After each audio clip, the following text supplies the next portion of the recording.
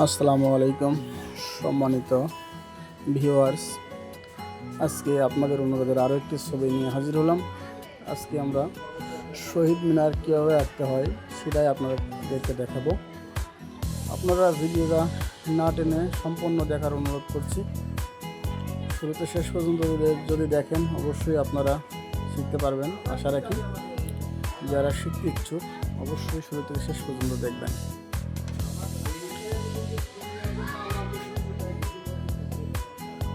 একটা ছবি তৈরি করতে অনেক সময় একটা ভিডিও এডিটিং বা অন্য কাজ করতে অনেক সময় লাগে। সকলের কাছে অনুরোধ, ভিডিওটা দেখবেন এবং একটি করে কমেন্ট করে যাবেন। আপনার মন্তব্য, আপনাদের অনুপ্রেরণা আমাকে এগিয়ে যেতে সহযোগিতা করবে। তো আমার ভিডিওটা আপনার ফলোতে গেলে অবশ্যই একটি লাইক এবং একটি কমেন্ট করে যাবেন। আমি উপকৃত হব। আপনাদের অনুপ্রেরণা, আপনাদের ভালোবাসা আমাকে অনুপ্রাণিত করবে। তো আমি এই ভিডিওর শেষ পর্যন্ত দেখতে থাকুন যারা শিখতে চাও, কারণ শেষে মাপ সহ আমি লিখে দিয়েছি। যারা দেখতে চাও, শিখতে চাও অবশ্যই শুরু থেকে শেষ পর্যন্ত দেখবেন। এই ভিডিওর শেষে আমি সুন্দরভাবে কোন জায়গায় কত মাপ হবে এগুলো সুন্দরভাবে লেখা আছে। আপনারা যদি শিখতে চান অবশ্যই শুরু থেকে শেষ পর্যন্ত দেখবেন, অনুরোধ রাখছি। তাহলেই আপনারা ছবি আঁকা শিখতে পারবেন। যারা শিখতে চাও অবশ্যই আমার সাথে থাকবে।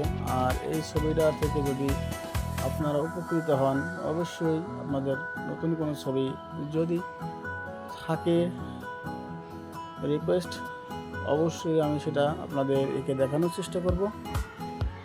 পর্যায়ক্রমে আমি আরও নতুন ছবি নিয়ে আসব। এটা একটি অনুরোধের ছবি, আমি ছবিটা দিলাম। তবে ছবিটা যদি শুরুতে শেষ পর্যন্ত না দেখেন তাহলে আপনি কিন্তু শিখতে পারবেন না। প্রত্যেকটা এখানে প্রত্যেকটা মাপ সহ ছবিটা হবে, কারণ মাপের বাইরে ছবি সম্ভব না। কারণ একটি শহীদ মিনার নির্দিষ্ট মাপ আছে, আপনারা জানেন। সেই নির্দিষ্ট মাপের বাইরে গিয়ে ছবি আঁকলে সে ছবি সুন্দর হবে না বা সঠিক হবে না। তো দেখুন, আমরা প্রত্যেকটা জায়গায় মাপ লিখে রেখেছি, আপনারা ওইভাবে মাপ দিয়ে করবেন। আশা রাখি অবশ্যই আপনার ছবি সুন্দর হবে।